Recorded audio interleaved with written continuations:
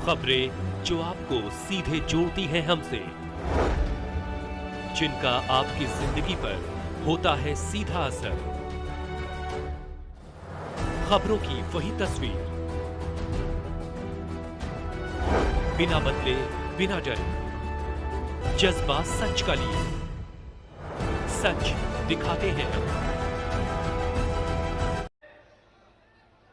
समाज सुधारकों की रही है,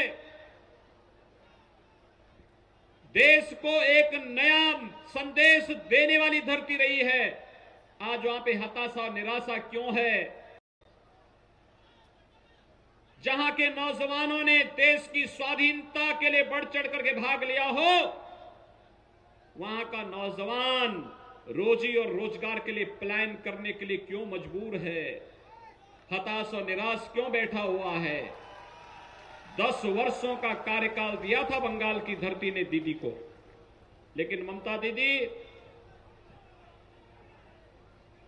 आपकी सहानुभूति कहीं नहीं दिखती है यहां के युवाओं के प्रति, यहां की बहन बेटियों के प्रति, यहां के किसानों के प्रति, यहां के विकास के प्रति।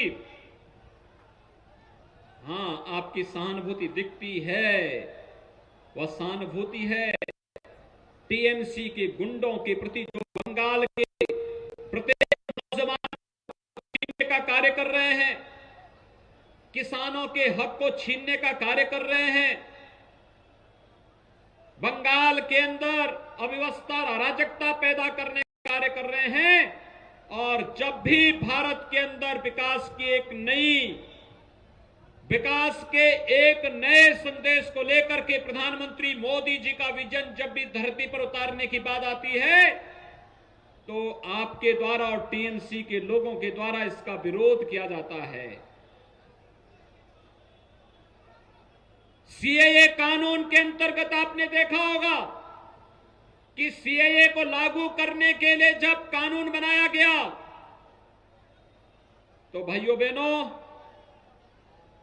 उस समय जो आंदोलन हुए थे, जो हिंसक वारदातें हुई थी, टीएमसी के लोग हिंसा को भड़काने वाले तत्वों का समर्थन कर रहे थे। उत्तर प्रदेश में हम लोगों ने सीए की हिंसा में शामिल लोगों के पोस्टर चस्पा किए और उन्होंने अगर कहीं सरकारी संपत्ति को या निजी संपत्ति को नुकसान पहुंचाया तो उसकी वसूली भी उन्हीं लोगों से करने का काम हम लोगों ने उत्तर प्रदेश में किया।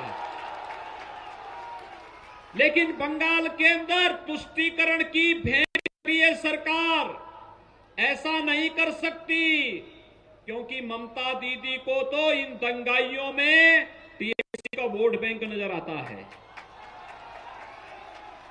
हमने दंगाइयों में वोट बैंक नहीं देखा, हमने दंगाई को दंगाई माना और उसने जितनी संपत्ति का नुकसान किया, उस संपत्ति की भरपाई उससे की। उसने नहीं की तो उसके पोस्टर लगाए और फिर उसकी संपत्ति को जब्त करके नीलाम करके उसकी भरपाई करने का काम भी किया।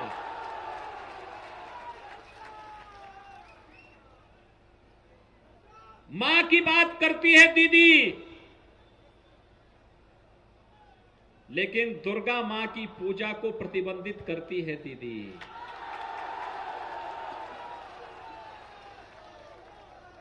मां सरस्वती की पूजा को प्रतिबंधित करती है दीदी और गौ हत्या का समर्थन करती है दीदी। भाइयों बहनों, उत्तर प्रदेश में कोई गौ हत्या नहीं कर सकता और अगर करेगा तो जेल के अंदर जाएगा।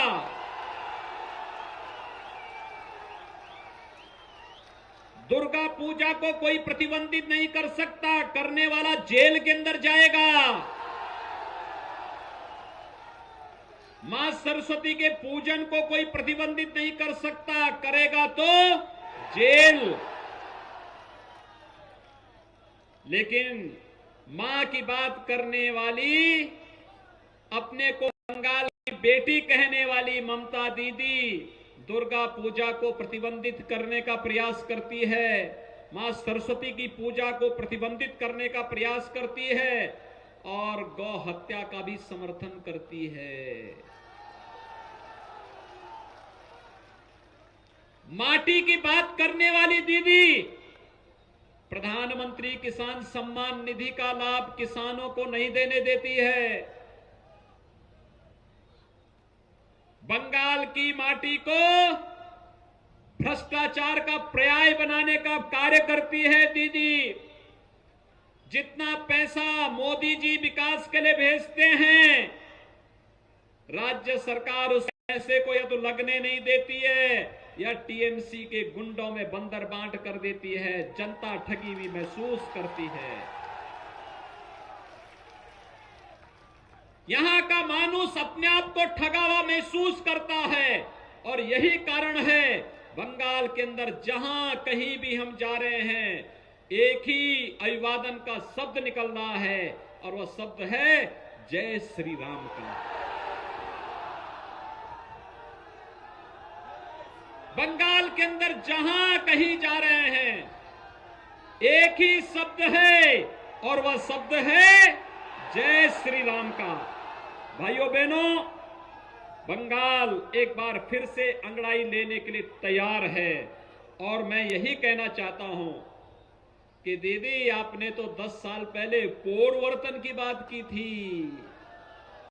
ये परिवर्तन कहां है? ये परिवर्तन तो कहीं है ही नहीं, सब खौफ गई।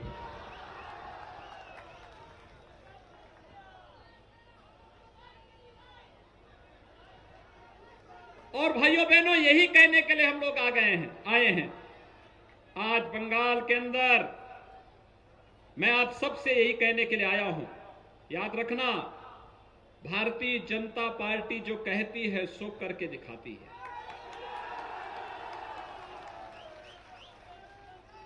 देखिए, उत्तर प्रदेश के अंदर, बंगाल के अंदर दीदी की सरकार 10 वर्षों से है। गरीब को मकान नहीं मिला, गरीब को स्वास्थ्य की सुविधा का लाभ नहीं मिला, गरीब को निःशुल्क राशन की सुविधा नहीं मिली, गरीब को कोई सुविधा नहीं मिल रही है, किसान को किसान सम्मान निधि भी नहीं मिला। उत्तर प्रदेश के अंदर मात्र 4 वर्ष से भारतीय जनता पार्टी की सरकार है। 4 वर्ष से, 4 वर्ष में 40 लाख गरीबों को प्रधानमंत्री आवास का सुविधा का लाभ मिला है। 1,57,00,000 गरीबों को एलपीजी का निःशुल्क सिलेंडर उपलब्ध हुआ है। 6 करोड़ गरीबों को आयुष्मान भारत में 5 लाख रुपए का स्वास्थ्य बीमा का कवर मिला है। और भाइयों बहनों, 14 करोड़ गरीबों को निःशुल्क राशन की सुविधा नेशनल पोर्टेबिलिटी के अंतर्गत उपलब्ध हो रही है। 2,42,00,000 किसानों को प्रधानमंत्री किसान सम्मान निधि का लाभ मिल रहा है।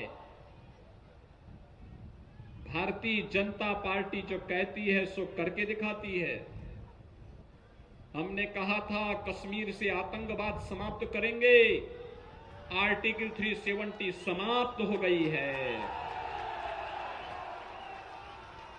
बंगाल का नौजवान, चापदानी का नौजवान आज जम्मू कश्मीर के अंदर जमीन खरीद सकता है। यह अधिकार प्रधानमंत्री मोदी जी ने और गृह मंत्री अमित शाह जी ने आपको दे दिया है। कांग्रेस ने इससे वंचित किया था, लेकिन मोदी जी ने अधिकार आपको दे दिया है। कांग्रेस, कम्युनिस्ट, टीएमसी सभी अयोध्या में राम मंदिर का विरोध करते थे। मोदी जी ने अयोध्या में राम मंदिर के निर्माण कार्य का शुभारंभ भी कर दिया है। अयोध्या में भव्य राम मंदिर का निर्माण हो रहा है। तो जो मैं कह रहा था, भाजपा जो कहती है सो करके दिखाती है। और मैं फिर कहने के लिए आया हूं, मात्र 24 दिन बचे हैं। 2 मई को जब चुनाव परिणाम आएंगे तो 2 मई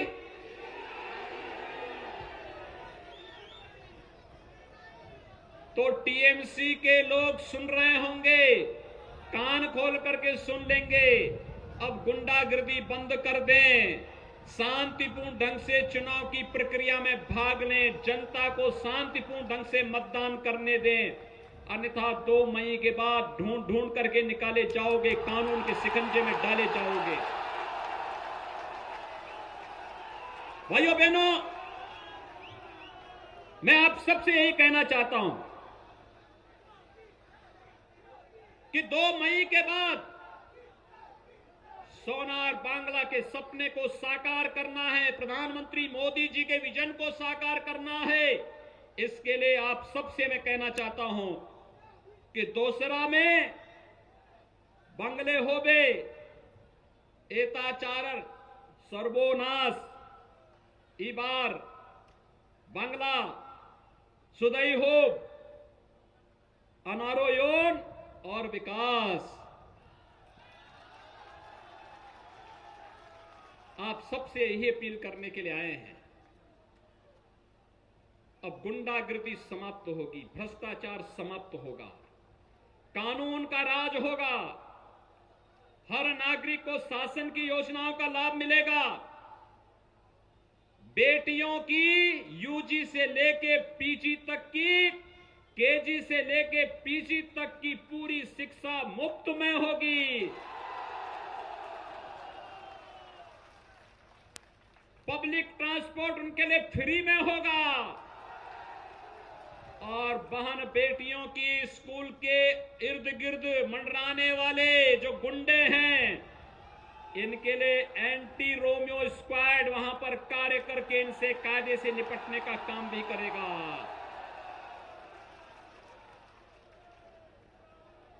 कभी भी इस ओर ध्यान नहीं दिया।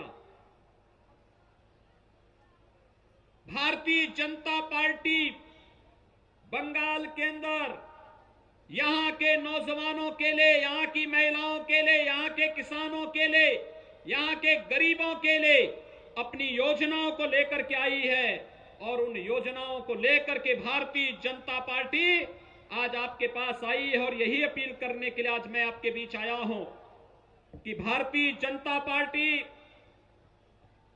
बंगाल को प्रधानमंत्री मोदी जी के विजन के अनुरूप सोनार बांग्ला के सपने को साकार करने के लिए आज आपके बीच में है। 3 चरणों के चुनाव संपन्न हो चुके हैं। रुझान में भारतीय जनता पार्टी को भारी बहुमत की ओर आगे दिखाया जा रहा है। भाइयों बहनों, अगले 5 चरणों के चुनाव के लिए आप सभी तैयार होइए। एक एक वोट कमल के चुनाव चिन्ह पर भारतीय जनता पार्टी के प्रत्याशी के पक्ष में जाना चाहिए और श्री दिलीप सिंह को चापदानी विधानसभा क्षेत्र से भारतीय जनता पार्टी ने इसीलिए अपना प्रत्याशी बनाया है। वे युवा हैं, जुझारू हैं, कार्यकर्ताओं की टीम को साथ लेकर के कार्य करने का जज्बा रखते हैं। डबल इंजन की सरकार जब बंगाल के अंदर बनेगी तो विकास कई गुना बढ़ेगा और कई गुना विकास के लिए श्री दिलीप सिंह को इस विधानसभा क्षेत्र से भारी बहुमत से विजयी बनाने के लिए चर्चा करने के लिए आया हूं। श्री दिलीप सिंह को कमल चुनाव चिन्ह पर वोट देंगे। इधर इधर इधर